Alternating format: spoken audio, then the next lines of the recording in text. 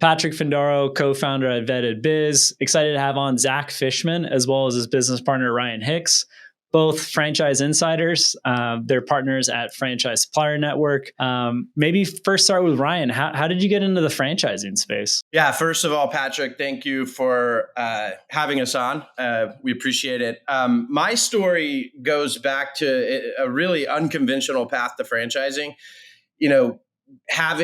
I'm also a host of a podcast as well, and having had the experience of speaking to hundreds, I think we've had north of 400 folks on our podcast, which is called Modrn Business. And one of my favorite things is to learn the come to franchising story and how people found the business model. And it's one where most folks don't make a conscious decision early on and say that I want to be in franchising. But that was actually kind of how my story unfolded, I guess I would say. So it goes back to whenever I'll give you the short version. I was 8 years old and I had a neighbor that was a multi-unit franchisee actually in the Sonic organization. So he had several stores in the Irving, Texas market, which is where I grew up. And my dad also started talking to me about, because he was explaining what this gentleman's business is. And I said, Dad, I know Sonic. We go there. I love their ice and all the stuff. But he started teaching me about patenting and licensing and trademarking and this thing called franchising. And I was literally 8, 9 years old. That's funny. There's kind of like a whole backstory about how my college athletic years tied into my interest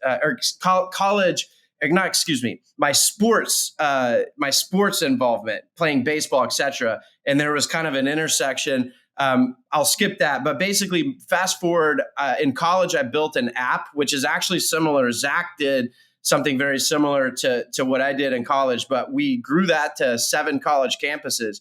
And I found myself, we had over 500 small businesses on our platform that would market to college students. This was back when the iPhone came out and we had iPhone apps, and push notifications were a huge thing. And so I had an ability to send push notifications to massive swaths of college campuses. And so naturally, instead of going one by one to small businesses, I saw the opportunity. I started doing a couple of deals with a co-op. So we got all of the universities in the Dallas market, and I had, one buyer, one advertiser. And then we started doing that again with brand funds across different college campuses. And so I kind of naturally skewed in that direction.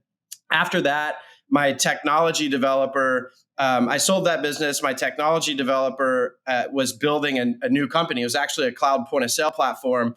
And I realized that was an opportunity to jump into franchising on the supplier side of the business. I was really attracted to technology. I was really attracted to software as a service, which there's an interesting parallel to the macro themes that we see happening in franchising today. There's a lot of private equity money coming in. And the reason is because there's a tremendous amount of value in that royalty stream. And so as a franchisor, I can sell at a 10x, 12x, 15x my EBITDA, which for the franchisors in the audience and the franchise buyers in the audience, that's ultimately one of the benefits of owning your business is not only do you have cash flow today, but you can sell that. That's an asset. And so, I wanted to approach that from the technology side. So I spent 5 years kind of in the weeds, going to conferences, learning a heck of a lot more, and really consulting with organizations on this really important tech platform decision that folks were making. And this was at the time whenever cloud I knew was going to be a big deal. And there was a lot of legacy platforms that were not cloud-based. And so I was kind of on the front end of that wave for what you call the MPOS, mobile point of sale, cloud point of sale kind of revolution that started happening. So I did that for 5 years, decided to exit that business myself. The business is still operating today. They've now changed names and they're based out in the Atlanta market, but they're doing great things. So I ended up deciding, what do I want to do next? So I ended up starting a podcast called Modrn Business, and I wanted to just be able to speak with these awesome franchise entrepreneurs that I was able to meet while on the conference circuit and while consulting with clients. The two-pronged message there was we bring lessons from leaders, from franchise leaders, oftentimes franchisors. We also host multi-unit franchisees, et cetera. But the second prong was how to use tools and technology to gain an edge. And that's kind of like the name of Modrn Business, is really kind of the intersection of those two things as I saw it. And so we've hosted, again, hundreds of episodes since then. Zack and I started hosting some episodes together.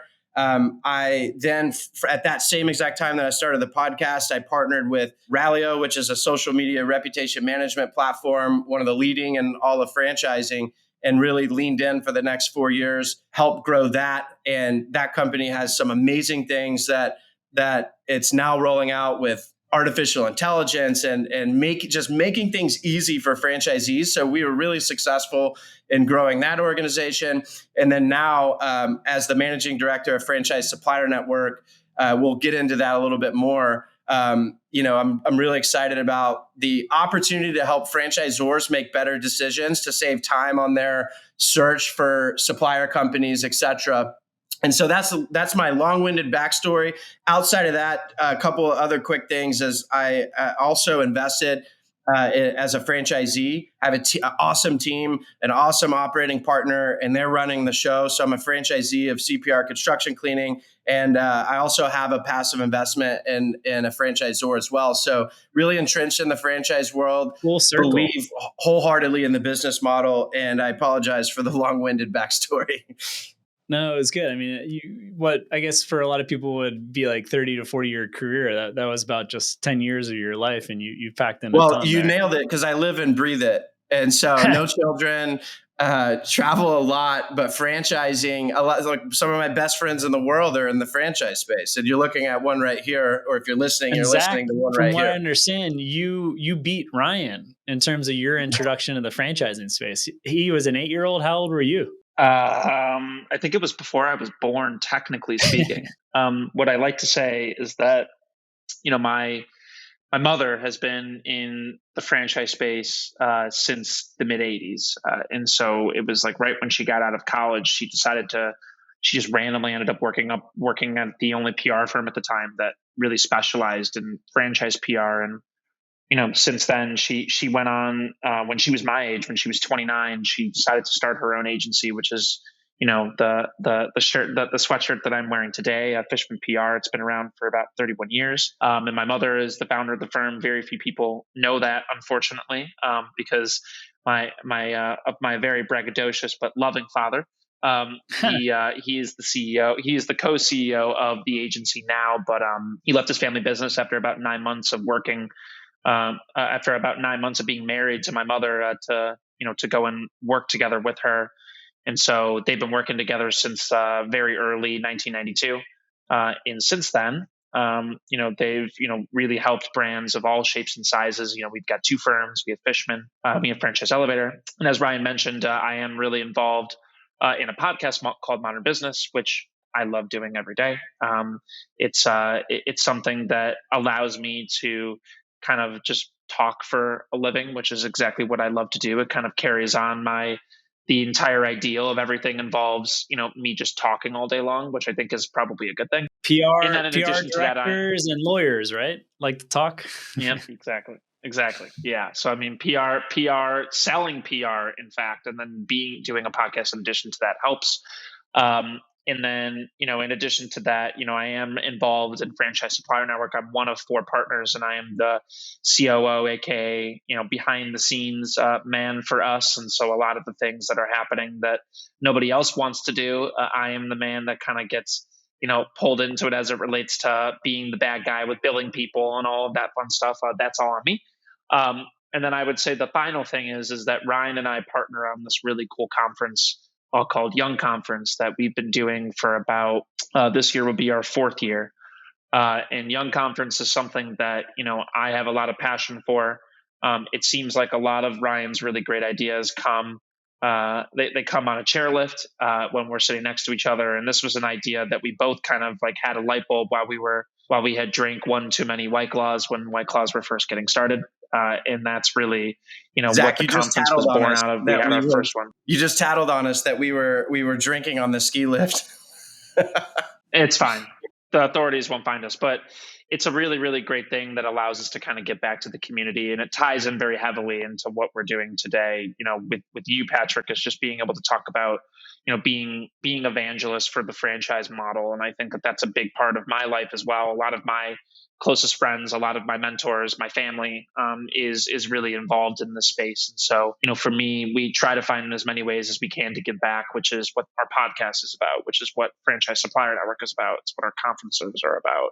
You'll kind of see a trend that it's all kind of leading back into one thing, which is how can we help people love the space just as much as we do? For sure. I know a big part of a Franchise Supplier Network is helping franchise brands grow profitably, and then also getting suppliers exposed to the franchise space. You guys are a mega node essentially for franchise brands, franchisees, the suppliers. What have you seen? Any big trends for 2022 going into the next year, 2023? We're recording this in December. We'll be released in January 2023.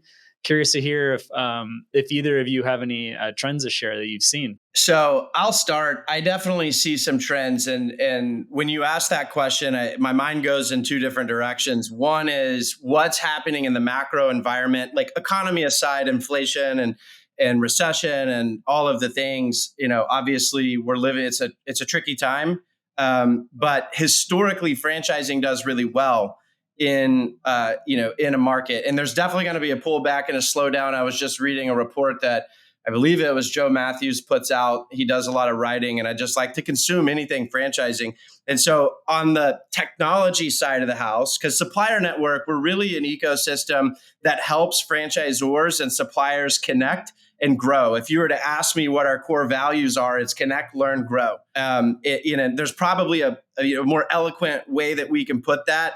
And, having these, if we were to look at our mission statement, vision statement, but the bottom line is that's our genetics of who we are. Zack mentioned Young Conference. This is something, and Supplier Network exists. And I promise I'll get to answer your question, but Supplier Network exists to be that conduit. There's no conference that you go to. Yes, there are suppliers at conferences, but it's typically franchisors sharing best practices with other franchisors, franchisees sharing best practices, taking your multi-unit folks and helping teach the folks kind of younger in their journey. How do they walk that path? And it's amazing. And the franchise the suppliers are oftentimes the sponsors, and they have a really nice booth, and they're paying all this money for the event, but they're not the ones that is being catered to. Yeah, we pay for everything, but there's no place that exists to kind of be that place where suppliers are the ones sharing their thought leadership, their expertise. And there's a lot of people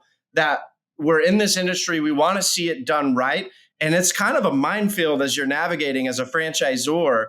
And there's no one, group that's going to be the right partner for everyone. But we wanted to build a place to be able to help franchisors and suppliers connect around the vendor, supplier, partner, service provider ecosystem and help people de-risk, make better decisions, move quicker, increase profitability, all of that. And so, as I look at that, there we can talk about trends that are happening in the franchise space. There's a lot of platform companies out there, which is phenomenal because you have an emerging brand that's a solid brand and they have strong unit economics, and they can join a platform that has a huge service and support department, decades of experience. So it's a good thing. There's a lot of trends that are happening there. But what I'm most excited about is the trends around artificial intelligence. If you're familiar with Chat GPT and GPT and GPT 3.5, there is a tremendous explosion that's happening around kind of back-end technology that help agencies be more successful at scaling their services, that help brands be more successful. I could go down the list of 7 or 10 industries that this kind of new advancement in AI, it's certainly not new, but new to the public and in the press. And if you're listening to this saying, what the hell is he talking about? Just remember this conversation because you're going to hear it. But artificial intelligence, machine learning, their blockchain technology is a little bit early on. Dan Monahan came to Springboard and spoke on blockchain. All of the intersection of all of these topics, I think, are trends that are coming to a head. And it provides, so back to our mission is to help franchise organizations and supplier organizations connect and grow. I see the trends of the technologies that can help empower the scalability, the personalization. And I think these are things that are going to touch every industry and every sector. In particular on the AI side, I mean, we use it for marketing. I can see it for sales and even client service. Are there any applications for either the franchisee or the franchisor that I'm missing that AI can help one of those? I'll give you an example. I'm a franchisee, and I live and breathe supplier network, and I have a team that's running my franchisee operation. But we put in place, and automation is another one. It's kind of an offshoot into that vein. But the question is how do you use it in a way that can amplify the one-on-one connect? So it's not about dehumanizing. It's about having an automated way to reach out to target ideal customer profile people, and you're creating connection, you're creating conversation, and ultimately it's a lead generation avenue to your business. And so, as a franchisee, I just looked at a report, and we have 13 new prospects, and this is for a ticket item that could be anywhere between 20 grand and 150 grand in the services that this the franchise operation has provided.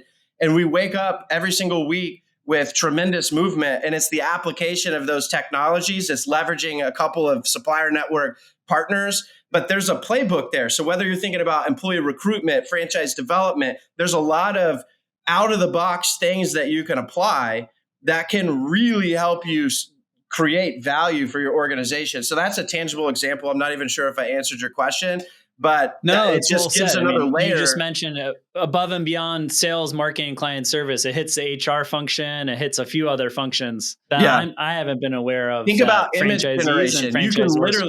You can literally just type in, and like the technology is a little wonky today, but you can type in and have 20 different examples for images that's going to fit this particular text that you have. And then you could, the power of artificial intelligence lies in the training model and the data that you feed it. And so it gets really wild really quick. I don't want to go too deep in that rabbit hole, but those are applications of this technology will affect every single sector. It seems like if franchisees or franchisors are not using AI, they're doing something wrong. Or if you're not making a conscious decision. If you look at your roadmap for the next 2 years, 3 years, and you're doing what Zack and I and Supplier Network, we call platforming. If you're not looking at your core platforms that provides the infrastructure for you to be able to have create better experiences. Like a lot of this conversation gets off into these topics, and people don't understand exactly what that means or this means. But the bottom line is you want your employees, you want your leadership team, your management team, you want your customers, you want technology to help create better experiences. And if you're not thinking about these things on the roadmap and you're slow to it, your competitors are. And so you at least need to have it's not to say that the world's going to end tomorrow if you don't have this, but if you're not thinking about this for 2023, 2024, and small incremental testing and finding the right partners that can help you use these technologies and these advancements to really get a leg up and to ultimately help drive profitability. If you're not thinking about them, you're making a mistake. Zack, any trends that you see? We dug in a lot to the technology and AI side. Any other general trends you see in 2023? Well, I think that, the millennial and Gen Z generation are having a harder time, trusting, I suppose, advertising in general. I think that that's kind of changing the way that people are consuming content. And I think that AI plays a role in that. But additionally, I think that anything that has a more authentic feel certainly has become more prevalent, especially, or at least masquerades itself as being authentic. I think that that's for another matter entirely. But I would say that, things such as, going through new avenues for influencer marketing or being able to market people, in an authentic seeming way, like through a video on TikTok and doing like slight product placement or doing something on Instagram and kind of following a certain trend, but it's kind of marketing a certain product or service really has changed the way that people are marketing to themselves on a consumer level. And it really doesn't necessarily even limit itself to, the consumer level either. I'd say that from a franchise development standpoint, people nowadays are really kind of gravitating to brands that they feel that they actually have an emotional connection to versus one that they're just kind of being pushed online in some way or another. And I think that that's a really interesting trend that I believe will likely continue. I think that the more likely that people are to consume something, the more likely it is that they may want to be a part of it themselves, otherwise known in the franchise vernacular as owner operator. I think that, on the other end of the spectrum, a lot of brands, a lot of folks who are multi-unit owners, are now buying brands that they believe not only have a great business model but a brand that they also believe, can be something that they can relate back to, that their kids could potentially own. I think that there's been there hasn't been a whole lot of people like myself that are coming from my generation that are going into business with their parents nowadays. It's something that our parents did, but not necessarily us. And so I think that that's something that people are trying to get back to. And one of the most natural places to do that is not necessarily through a mom and pop business, but it's through franchise. And so I think that, people trying to find brands that have a great business model, but also one that they feel like that they can share with their family or with their friends and do something together in business is something that I'm seeing a lot of on the franchise side. So between those two things, overarchingly so, I'd say that, something that is creating some type of emotional connection has really been a big deal within franchise. I think from a consumer perspective, like whether it's a franchise or just like an independent business that I'm buying a service for, if I see the president, the owner as the face, and I'm getting videos about him or content that he wrote, that kind of builds some immediate trust, where then later on, that $20,000 purchase, $40,000 purchase is easier to make, as there's already been a trust with some person, not just some company, I guess. Yeah, which goes back to another major trend that this is for 2023. This has been happening for years. You understand it. You're a content creator, which is the fact that most successful companies that are started now moving forward, but most companies in general, you have to also think about yourself as a media company as well. And I'm not saying selling media services, but if you're not looking at all of the avenues, and even if you look at something like Facebook and you get these polarized responses, the fact of the matter is there's billions of people on social platforms. Yeah. There's a finite number of those. And if you don't have a strategy to have a SOC, which is a strategic organic content plan, and then how you're mapping that back to inform your paid plan. If you're not doing that, you're missing the next wave. And then the other point, to Zack's point, is the next wave of entrepreneurs, of franchise entrepreneurs, of franchisees, of franchisors. They're learning about franchising in new ways. They're creating connection points with brands and buying into franchise opportunities because they're creating connection points with brands. And it's along the vein of what Zack was just talking about. It's authentic, and it's being able to build more connection points with people who can resonate with your brand. Very well said. When you start working with franchise brands, like, is there kind of like an easy plugin where it's like, just do these two, bring in this one partner, you don't have to name the partner, but it's like, hey, you have to have this one solution that's going to 10x your, whatever metric. Is there kind of like an easy fix where you see a lot of franchise brands just are not partnering with that type of software provider, for example? Well, I would step back bigger picture and say the net from a first principle standpoint is your supplier partners are a tremendously important part of your franchise ecosystem. There's three stools. You have your franchisor, you have your franchisees, and you have your suppliers. And they're all a part of the equation of building momentum for a franchise brand. And so when you're approaching, there's no one size fits all, because you also have to think that there's 200 different sectors, 200 different industries. We have it boiled down to 5 kind of core, where a lot of the things can fit under those. And so when you're talking about platforming related questions, there's a process that we recommend to go about for how you're, and it's not even rocket science. It's just basically, like, again, first principles. What are the key things that we're looking for, and then how you're going about, making sure that you're having conversations. You get all the potential available partners, on a list, and you need to go down that list, and you need to start mapping back which are groups that can help provide me this experience that I'm looking for. And, we help drastically shorten that cycle. We probably have on the back end, not on our website, we have featured suppliers, but which are members, and we can talk more about our kind of business model. But we have a really large Rolodex of franchise suppliers. So oftentimes, if it's kind of a widget, simple item, I'll give an example. A platform company came to us. By platform company, I mean a franchisor that has multiple brands. And they said, hey, we need a text marketing solution. We want it to look and feel like XYZ. Here are some of the people that we've looked at. And we help them kind of just jump like straight to the end point of that conversation and get connected with the two people they should probably talk to, but also with open, knowing that maybe they're not the right partner. Here are some of the questions that you should ask. And they drastically shortened that time frame. And they also made the right decision from the standpoint of flexibility for this partner to be able to service the other brands, which are in different sectors, similar.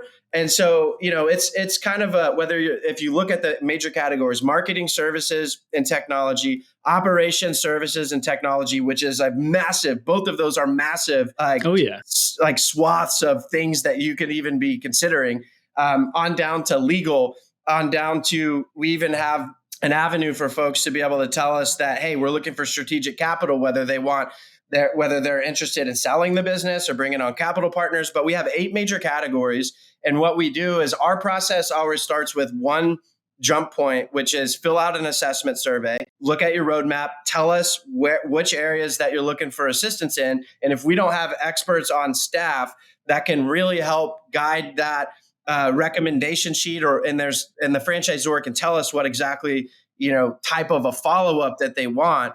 If we don't have the core expertise in a particular lane, we go get the people that are, and we put them in a conversation. And all of our members subscribe to the notion of franchising done right, of wanting the industry to be better off than, we're in this business world for a finite number of years. But bottom line, our big picture, we believe that franchising has the opportunity to grow by a percentage of GDP. If you look at it, it's typically 3% of gross domestic product in the United States. And we can go down a whole path of looking at numbers, but we want to play a role in that narrative of helping franchising be better delivered. And so as a franchisor, there's a lot of decisions that you need to make, and you can't make those in a silo. Are there any franchisors that you wouldn't work with? Like not by name, but that they come to you with a certain situation, or like, hey. I think that, what we typically find is that a lot of the franchisors that are coming to us come to us in 2 stages, right? I think that the first one is kind of the mid-market regional brand that's looking to become a national or international brand that is, that has the money and the capital to spend to upgrade, but they typically don't know where to start. Maybe it's because they don't have some people in the right seats, or sometimes it's a brand that's transitioned from being founder-led into, maybe they have recently gotten this infusion of capital and they're just like, oh my God, I have money for the first time in my brand's career. Like, what am I supposed to do with all of this?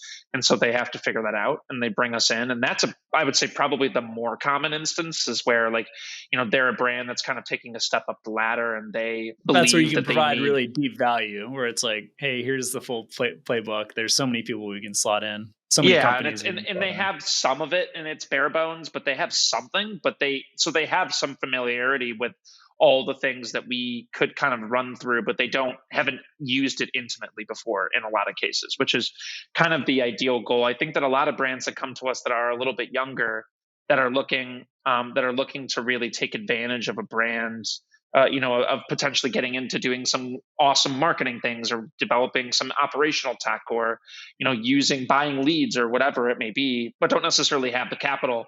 They want the world, but they want, maybe they just have like 2 units, and like the owner owns one of them, and they have, and we help those brands in their own way, I think. But I think that it's more about consulting with them about what they should start with, and based off of what their situation is, much rather than here is everything in our toolbox. It's more just, here are the things that you should start with that we believe is a good starter pack for what you do. And so I think that we are open to working with everybody and kind of helping everybody out. But I would say that the way that we help is very different depending on where your brand is and their franchise life cycle, so to speak. What are some industries that you two are most excited about bringing on new franchise brands? Like, is there a specific segment like home services, for example, that there's just a lot of changes happening in tech that can rapidly increase their top line and bottom line? I think home services is an interesting one because it's lower cost of investment. There's oftentimes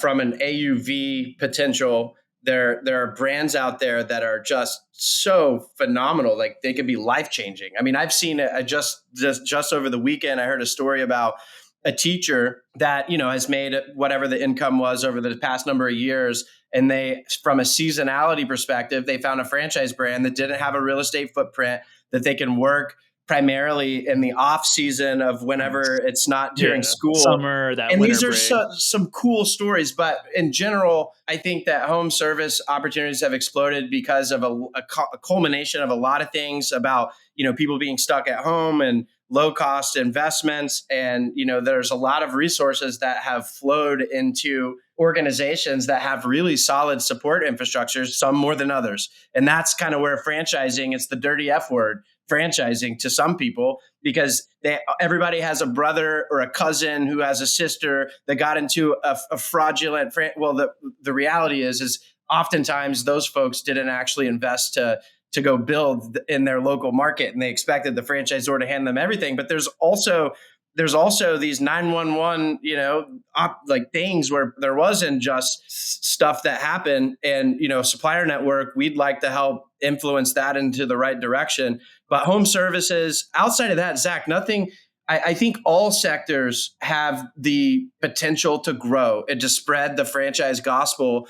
Home services happens to be the one that's probably growing at the most rapid rate. Zack, what else do you think? Well, I mean, I would certainly say that food and beverage is typically the one that most people think of when they think of technology within franchising. It's the one that certainly innovates the fastest. I would say that's relatively speaking, because franchising doesn't exactly innovate quickly, and I think that's kind of why Ryan and I are here and doing what we do every day. But I'd say that the food and beverage world certainly has the largest appetite for innovating. And I think that that's honestly just because consumer trends move faster there than they move anywhere else. And so I think that forces restaurants to be a lot more nimble than others, especially in the home service space, which really hasn't seen any technological innovation until the past, I would say, 5 to 7 years. So I'd say that, food and beverage is one that we see a lot of, ranging from technology that's trying to get more people through the door, trying to organize from an operational perspective all of these third-party delivery services that are out there. They're trying to change the way that they're finding real estate. It's possible that they're trying to, change the way that they're, trying to market to staff and find new staff. Sometimes it's about motivating said staff. There's a lot of things that are going into it as it relates to restaurants. Delivery and everything in between, drive-throughs, there's, going back to AI, there's so much to talk about. And you walk through a restaurant show and there is just so much technology out there that kind of interacts with the restaurant world. And I think that, it's up to us to really, be students of that and try to figure out exactly what's going to be most helpful for a brand, rather they're in QSR, fast casual or full service. And I think that is the biggest challenge, considering that the restaurant space is a little under half of the franchise brands that are registered today that file an FDD every year. It's an undertaking for sure, but I think that it's something that Ryan and I have very much been up to the task for. We've brought in a chief sales officer to kind of help us really divulge and determine exactly what's going to be most helpful for people in Dean, and so that's been really helpful for us. But I'd say that overall, it is the overwhelming amount of inquiries that we get, and I would also say secondarily, the vastly growing health, wellness, and beauty space is something that's quite big too, that we're seeing a lot of particular tech in that as well. And I think that that's probably started in the same way that home services has in the past maybe 8 to 10 years instead of 5 to 7. But I'd say that it is becoming a lot more prevalent in terms of things that are particular towards that space. And, Ryan touches on that a lot more than I do, I'd say, every day from a tech standpoint. But it is something that, is becoming really, really popular. And we have a lot of inquiries about, how to help a health, wellness, and beauty brand from an operational standpoint, especially, just because a lot of them have grown so fast in the past couple of years that they're just trying to make sense of it all. And they just need ways to be able to help engage these people and allow them to discover, a new med spa franchise that where people may not even know what a med spa is, right? I mean, I think that there's just in trying to find the operations behind particular staffing with, estheticians and people who specialize in doing lashes and people who specialize in doing, Botox injections and just all these things, and trying to find the right staff for that.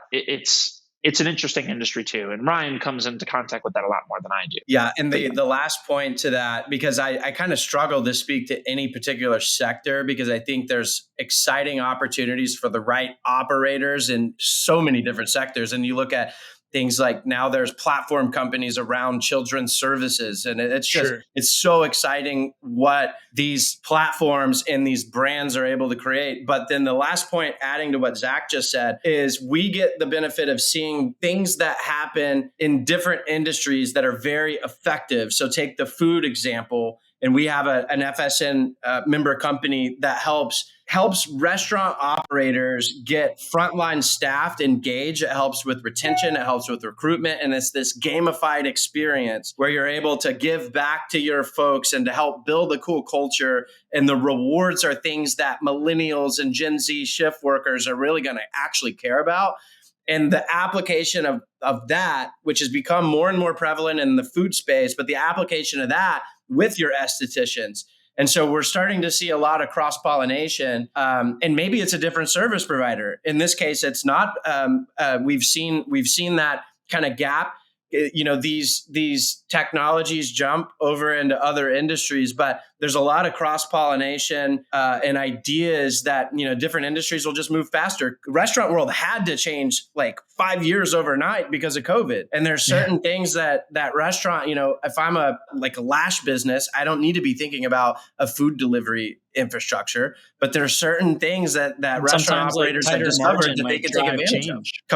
If your margin's tighter, it might have to drive change compared to some of the home service brands that might have a 20-25% profit margin where they can kind of coast, but restaurants can dip below, labor costs go up, food costs. So I imagine that also prompts restaurants to really look outside. Yep. And there's a lot more that we can speak to there, but it's overall, I think the big message is, if you look back big picture, there's several ways in which you can get into business model wise, manufacturers, wholesalers, retailers, on down the list. Then you have, this thing called franchising, which is a culmination and a mix of kind of all of the above, but there's probably 10 major business models, if you will. Franchising is one that touches all industries, and it's one that's unique because your biggest, supplier and technology types of folks, there's a lot of nuance that goes into supporting a franchise system. So, having a way to demystify that and to see what options are available is a really powerful thing. So we think we're doing a good thing for the world. But the second thing is overall, I think the franchise community in general, whether you're competitors or not, I think the bottom line message is we believe we've seen the power of this business model. If you're watching this and you're trying to figure out what the hell supplier network is, and you're actually interested in becoming a franchisee, it has the potential to change lives. And we're fans of franchising done right.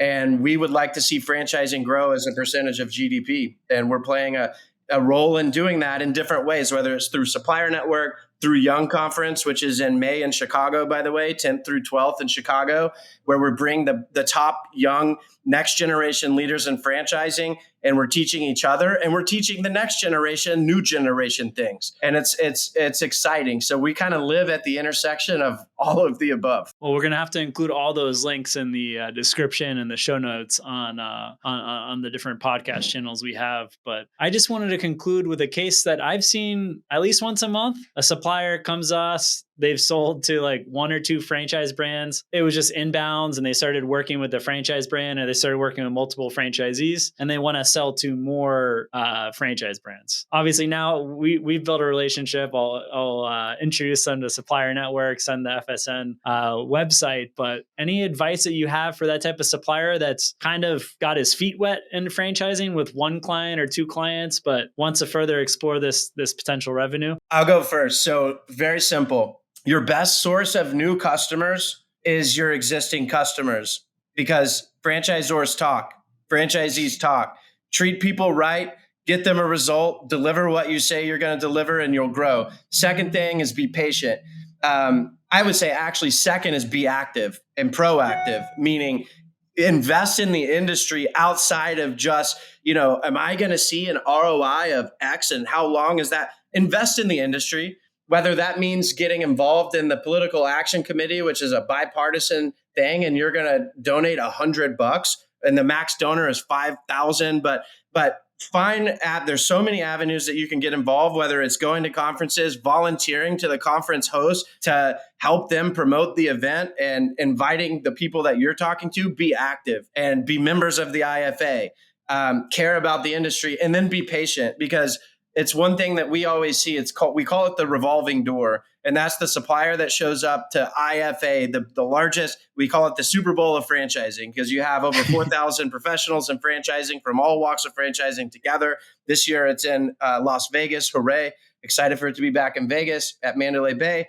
But don't show up to that event and turn around and expect that your business is going to 10X overnight. Be patient and just do more of treating people right. The business will grow. And then groups like Supplier Network, we can help with brand exposure. We can help get you in front of more franchise brands. But bottom line is we also coach those franchise brands how to do their due diligence and making sure that they're engaging with the right people, which goes back to number one, right? So Zack, anything you would add to that? So I think that for me, what I believe is the easiest thing is to definitely just try to get involved in as many conferences as possible and join the IFA. That is typically what I have found to be the most helpful, is just being able to meet people. Most suppliers, little do they know, probably make more money and probably make more partnerships and make more connections in franchising through speaking with fellow suppliers rather than going to, franchisors one-to-one. And I think that is something that people often don't consider, is that suppliers, especially if they're in a space that is not competitory to yours, are typically very open to helping, because I think that they want to be known as, evangelists to the franchise model in the same way that Ryan and I are. And I think that is really at the crux of why we do what we do when it comes to Franchise Supplier Network, is that we are, at the end of the day, suppliers just trying to help others make their way through this world. And I think that is the easiest way to go about it. Ryan and I have helped countless, so far that, I'm really proud to say have really made major impacts into the space and have gotten to know a lot of really great people that we just started talking to, some of them during the pandemic, in 2020, when they were trying to find a new frontier for their brand, when they were just looking for new sources of income and they just stumbled across franchising. And now today, it's what they dedicate most, if not all, of their brand's time, of their company's time to. And I think that is the beauty of this space, is that once you do find it and you begin to become ingrained in it and you learn more about what it can do for you, there isn't anything like it. So I think that's what I'd say. Let's throw in a special offer. So anyone that we built this training program in COVID, I flew to Chicago and sat down with Zack, and it's a 7-hour, 8-hour, whatever the time is. But if anyone reaches out through our site or email in the show notes, whatever, we'll include a link too, we'll send you that program at no cost. And the reason behind that is that we, again, like to see franchising done right. And there's definitely going to be some nuggets and some gems. It's 7 modules and we cover a lot. And so if you just reach out, if you're a supplier to the industry and you'd like to learn more about how to serve more folks in an effective manner, we'll send you the link to that whole program, no cost. Well, Ryan, Zack, I really enjoyed having both you guys on. There was a ton to unpack and for people to follow up on, especially suppliers that are currently selling to franchises, those that want to sell to franchises, franchise brands that are looking to really grow profitably in 2023 and beyond. So definitely reach out to Ryan and Zack, and we'll be sure to include the contact information in the YouTube description as well as the show notes. Thank you so much, Patrick. Thanks, Patrick. It was fun. Appreciate it.